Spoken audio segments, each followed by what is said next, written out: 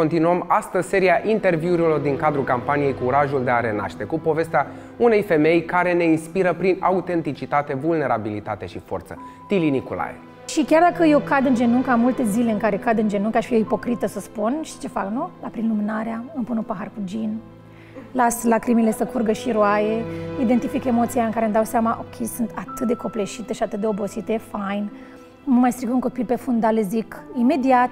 Eu am vrut foarte mult, Ruxandra, prin expunerea mea atunci, la momentul respectiv, să înțeleagă foarte multe femei că nu sunt singure. Pentru mine era extrem de important, că este la fel de important ce facem noi din ce avem acum, știi, ca direcție. Și aici nu mă refer din asta într-o relație sau nu. Noi cu noi, pentru noi, cu timpul limitat pe care îl avem pe planeta Pământ, știi? Happy Cafe, de luni până vineri, de la ora 15:30, la Happy.